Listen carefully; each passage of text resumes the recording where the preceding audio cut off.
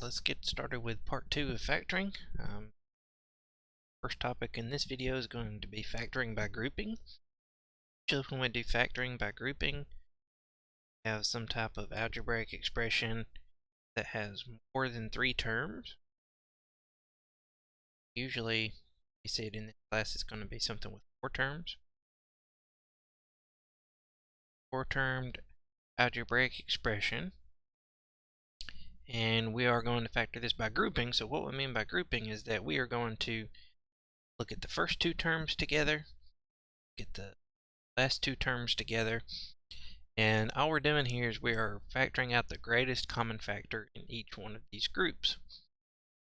So if I look at the first 2 terms, so I'm looking at this piece of our expression, I look at that and I see that we have a common factor of x squared. We have x squared in both terms. So now we'll factor out x squared and see what that leaves us. So x squared times x is x cubed.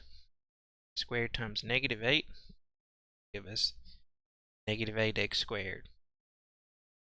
Now I'm going to look at our second group. So we'll look at this group here. And I want to look to see what I can factor out that will make us end up with x minus 8. So here I see that we can factor out a positive 2. To do that, that leaves us with 2 times x is 2x. 2 times negative 8 is a 16. Okay, so the important part here when we're factoring by grouping is that this set of parentheses and this set of parentheses have the same thing inside. Okay, so that is our goal when we're factoring by grouping. So now this last step kind of confuses people sometimes, but look at what we have. We have this thing and this thing are the same. So what we're going to do is now we have a common factor of x minus 8. So we're going to take the x minus 8 out of both of these terms, put it out front. What we end up with is x minus 8 that we factored out of each term. And then that leaves us with x squared plus 2. So the stuff that's inside the parentheses, right, the x minus 8s, here, goes out front,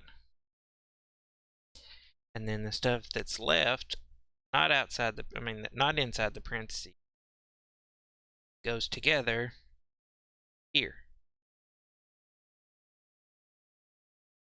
And we are factored now. X minus 8 times x squared plus 2. Let's do another one. Another example here, and I won't scribble all over this one as much. We have 2x to the 3rd power minus x squared minus 4x plus 2. This one we're going to factor by grouping. We have a good hint we're going to factor by grouping because we have 4 terms. So if we look at our first group, we look for what's in common there. Again, we have x squared in common. And we have to multiply x squared by 2x to get 2x cubed. We have to multiply x squared by negative 1 to get negative x squared. So now I left x off here, sorry. Okay, so now looking at the second group, remember what we're trying to do. We're trying to end up with 2x minus 1. So first thing you might notice is that our signs are backward. Right, we have negative 4x plus 2. We need a positive and then a minus. So that means we're going to have to factor out something negative. Switch the signs. And then if we look to get from 4 to 2, we need to factor out a 2. So we have negative 2 we're going to factor out. To do that, negative 2 times 2x will give us negative 4x. And negative 2 times negative 1 give us positive 2. Now we're in the situation we want. These sets of parentheses match. So it's going to be the stuff inside the parentheses, 2x minus 1. times the stuff that was outside the parentheses. X squared minus 2. Finish there. Okay. The next type of factoring we're going to look at, it's a kind of a big topic. We're going to look at factoring trinomials, and we split this into two cases. So a trinomial means we have three terms in our algebraic expression or in our polynomial. Okay. So the first case we're going to look at is if we have a leading coefficient. So what that means is that the coefficient on our term with the biggest exponent is a 1.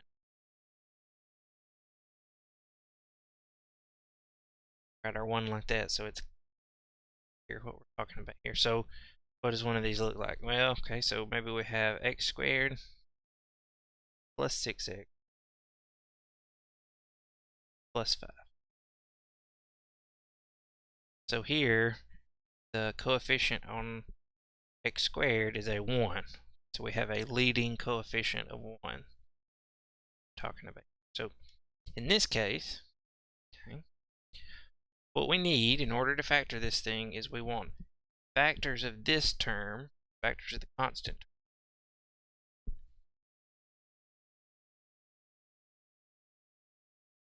So numbers that multiply together to give us 5, that add together, sum together,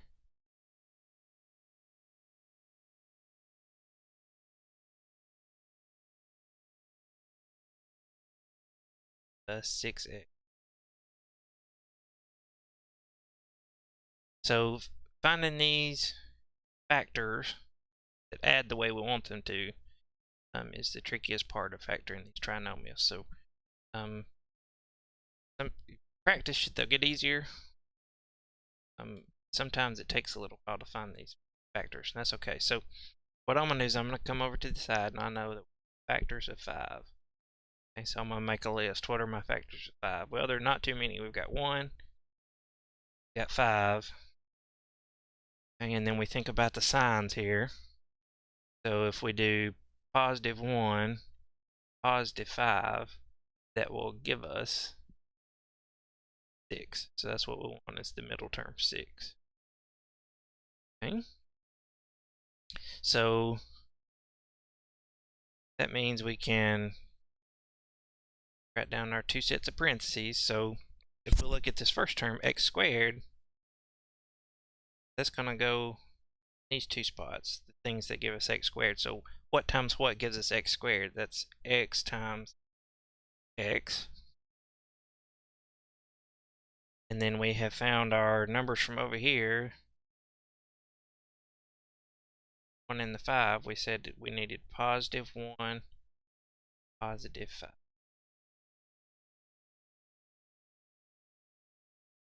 We are factored here, and we can check it. Check it doing the FOIL method. If we check it,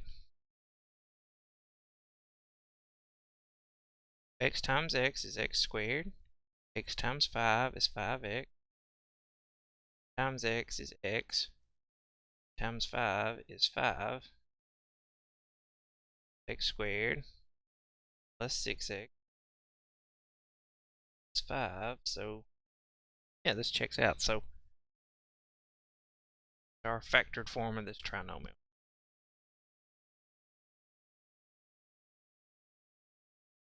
Another one. So we're going to do another trinomial with a leading coefficient of 1. So x squared plus 2x minus 20. That's what we're working with. So we need factors of negative 24 that add together and give us 2. So I'm going to go off to the side, and I'm looking for factors of negative 24. What are those? We got 1 and 24, 2 and 12,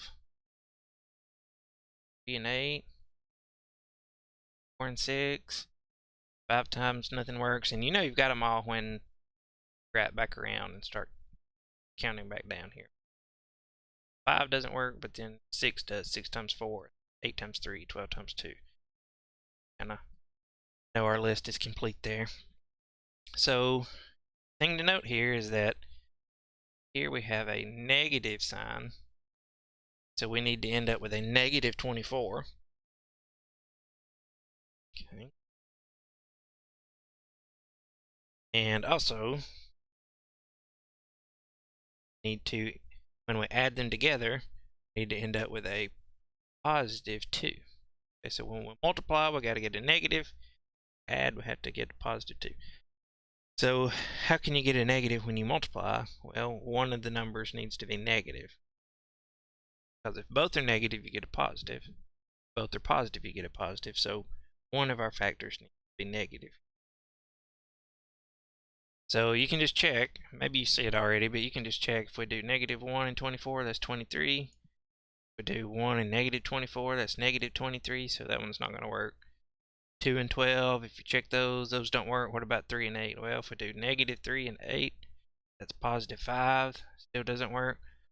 What about if we do negative 4 and 6? If we do negative 4 plus 6, that gives us positive 2. And that's what we're looking for, right? We're looking for positive 2 over here. So the factors we need are negative 4, positive 6. So when we factor, we get the first term in each factor. Trying to get x squared, so that's x times x. Then our numbers on the end, we found our negative 4 and positive 6. And you have to check it because negative 4 times 6 is negative 24. What we need.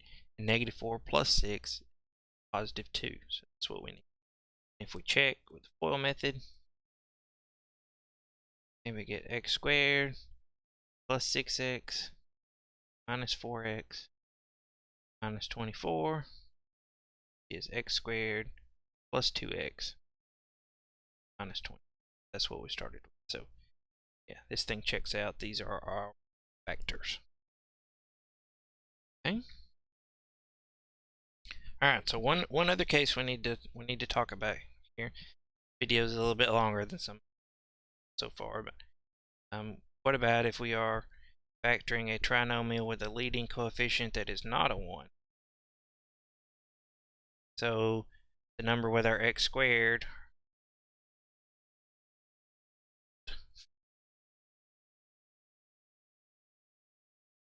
that is not 1.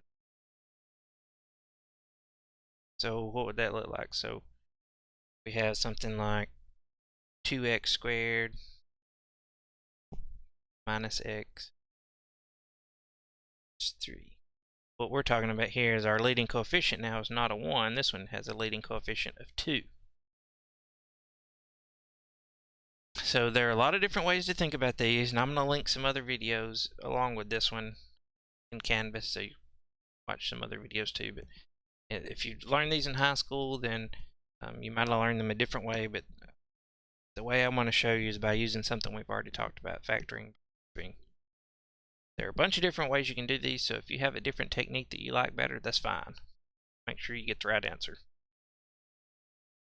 So here, since our leading coefficient is not a 1, what we need to do is we need to multiply x squared term and the constant term. So if we multiply these two, we're going to get negative 6 squared.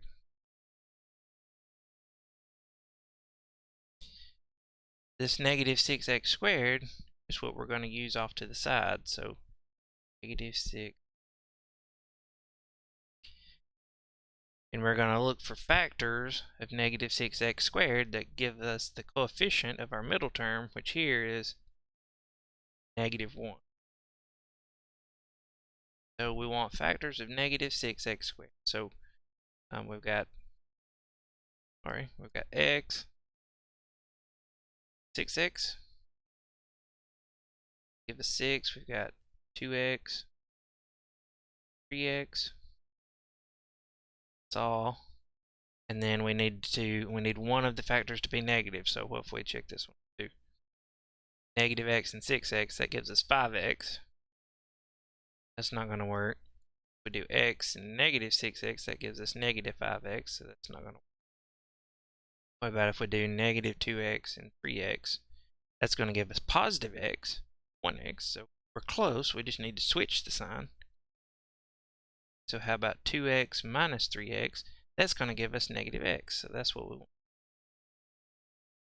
Positive 2x and then negative 3x. So here is where this might vary from what you've done before. I'm going to rewrite our original problem first of all.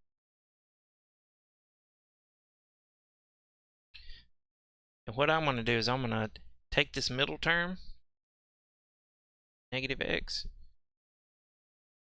and instead of writing it as negative x, I'm going to write it as plus 2x minus 3x. I'm going to split it up. So we'll have 2x squared plus 2x minus 3x, and we still have minus 3. I have split this middle term up to plus 2x and plus 3x. Now, we've got something with 4 terms, so all we have to do is factor by grouping.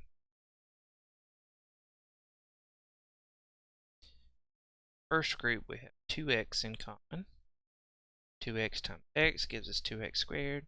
2x times positive 1 is 2x. Remember, we want our sets of parentheses to match. If we look at the second group, they have minus signs, but we want positive things, so we need to factor out something negative. What do we have in common? We have a 3 in common. Factor out negative 3, that leaves us with x. And negative 3 times positive 1 will give us negative 3. One more step, remember it's the stuff inside the parentheses that matches, x plus 1, times the stuff outside, 2x and 3. They are factored. Let's do one more of these. And then remember, I'm going to link some other factoring videos by other people on YouTube, just maybe you can pick it up easier from somebody else other than me if using the way I'm showing you. So let's look at another one. We've got 3x squared minus 34x plus 11. Remember, we're going to multiply this term. We multiply those, we get 33x squared. How can we get 33x squared? Well, we can do x times 33x, do 3x times 11x. Those are all in 2 ways we can get 33.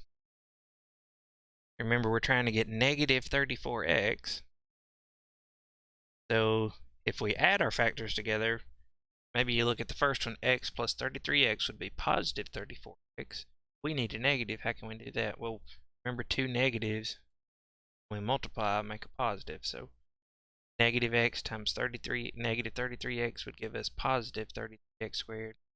Negative x minus 33x would give us negative.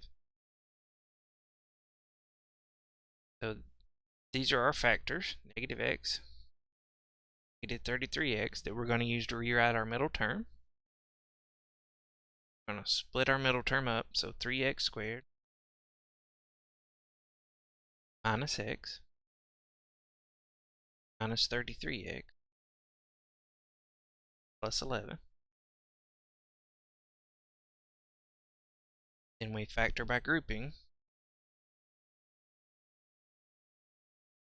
First group, we have a common factor of x.